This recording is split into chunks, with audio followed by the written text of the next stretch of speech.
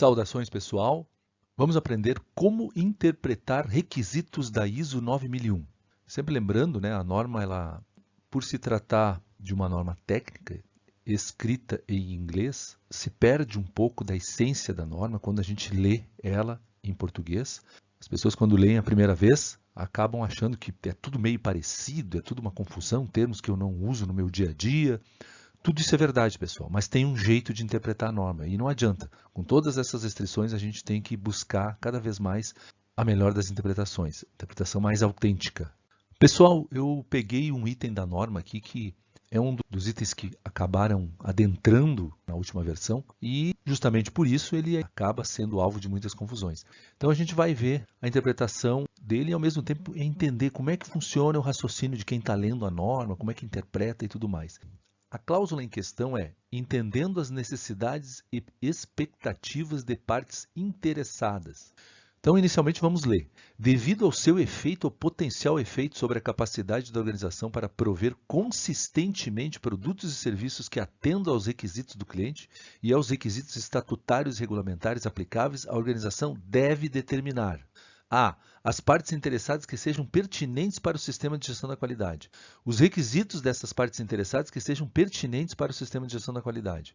A organização deve monitorar e analisar criticamente informação sobre essas partes interessadas e seus requisitos pertinentes. Dito assim, pessoal, parece uma coisa do outro mundo, não entendi nada, tá? Vou ter que ler umas 10 vezes esse negócio até chegar lá, mas com calma, usando o nosso velho e bom português, nós vamos chegar lá.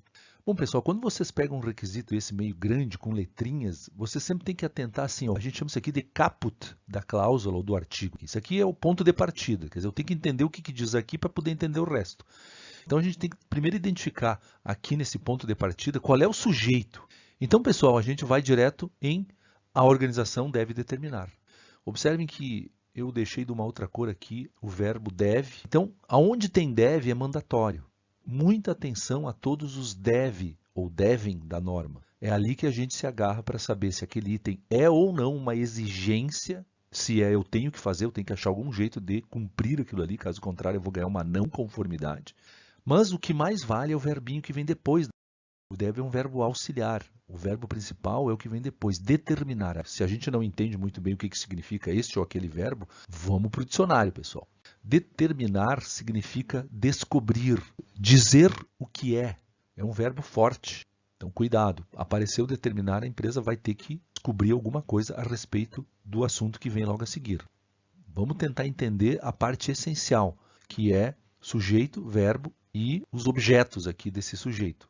Então, letra A.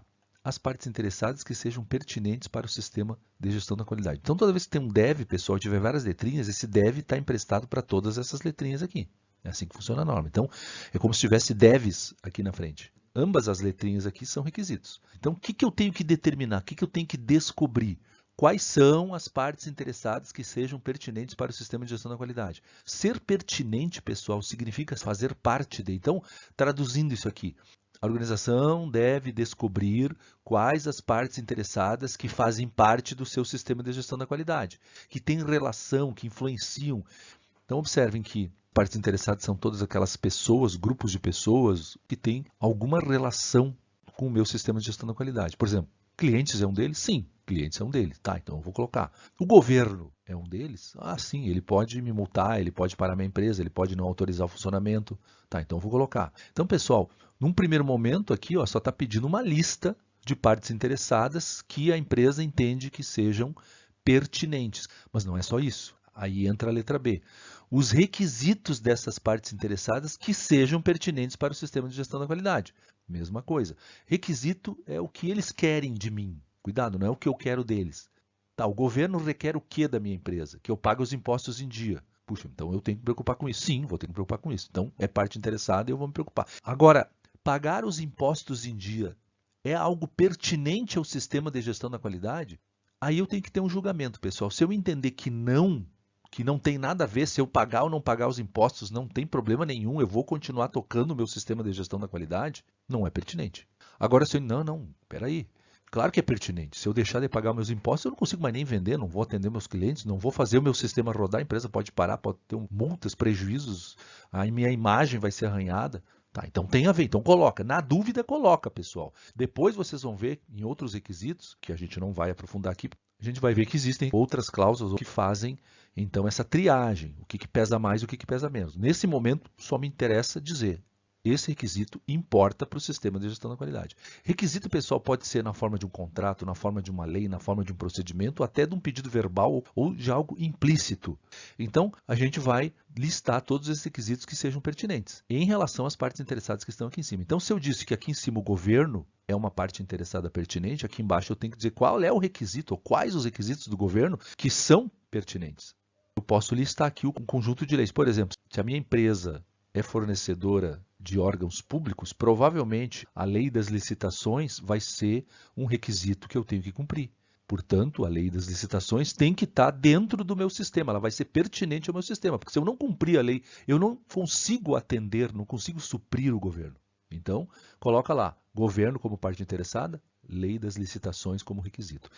Não é de qualquer jeito. Justamente por não ser de qualquer jeito é que eu tenho que tomar cuidado. E aí entra toda essa parte que eu pulei antes.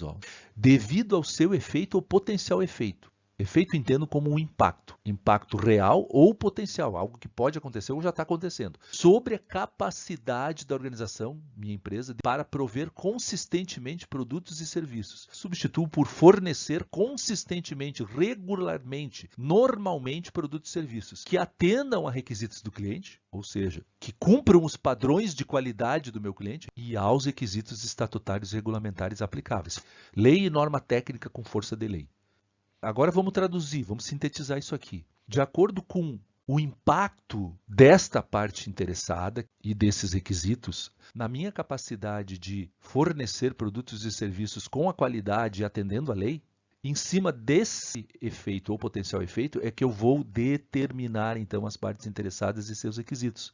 Então, eu posso colocar qualquer coisa? Não, não posso colocar o que eu quero, o que me incomoda eu deixo fora. Eu vou colocar aqueles que têm mais efeito ou potencial efeito sobre a minha capacidade de atender meus clientes e a legislação.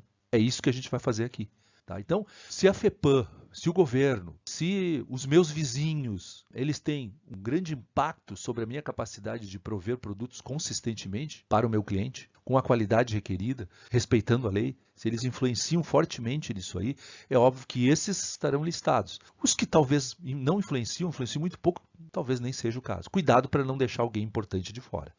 Até porque numa auditoria, o auditor já ciente, né, esperto, ele pode questionar. Por que tu não colocou aqui os teus empregados? Não são partes interessadas? Se os teus empregados fizerem greve, o que acontece? Ah, não, então eles podem afetar a minha capacidade de atendimento, sim.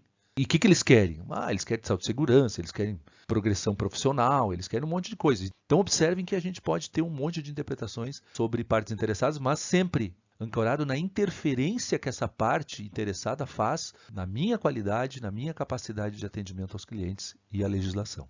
É isso que tem que ser interpretado, pessoal. Então vamos pegar a Associação Desportiva do Bairro Buscapé. É um time de futebol lá que todo fim de semana se reúne para jogar bola e tomar cerveja. E porque eu jogo com eles lá, eu resolvi botar minha empresa lá como uma espécie de patrocinadora para material esportivo, camiseta, bola. Todo mês eu compareço lá. É uma parte interessada, sim, porque a Associação Desportiva Buscapé está recebendo subsídios da minha empresa, então eles têm interesse na vida da minha empresa. Mas será que ela tem efeito sobre a minha capacidade de atendimento? Se o time de futebol lá se acabar, eu vou continuar provendo consistentemente produtos e serviços? Muito provavelmente sim, né, pessoal? Não vai ter interferência nenhuma. Então eu posso deixar a Associação Desportiva Buscapé de fora da minha lista de partes interessadas. E é assim que funciona. O que é importante entra, o que não é importante cai fora.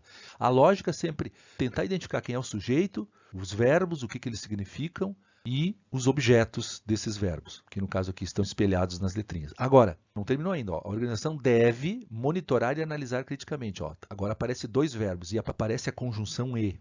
Quando é e, tem que fazer os dois, pessoal. Se eu fizer só um ou outro, estarei não conforme. Se aparecesse assim, a organização deve monitorar ou analisar criticamente, aí eu poderia escolher.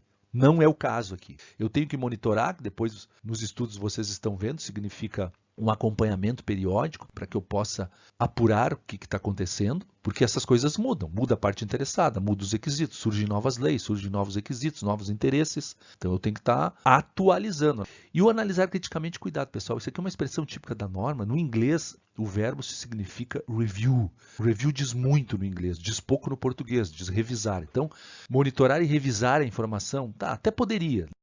Uma análise com crítica, mas em suma, o que quer dizer? Analisar para ver se essa informação ainda tem relação com os meus objetivos do sistema de gestão da qualidade. Ainda tem coerência, se ainda tem significado. Sim, eu vou poder mudar essas partes interessadas, alterar os requisitos de acordo com esse monitoramento e análise crítica. É para isso não ficar estagnado, não é fazer uma vez na vida e nunca mais. Tem que estar sempre revisando, afinal, se eu quero um sistema de gestão da qualidade consistente, eu tenho que estar me preocupando com todas as partes interessadas, sejam elas existentes ou futuras, e para isso então eu tenho monitoramento e análise crítica. É isso. Um grande abraço a todos.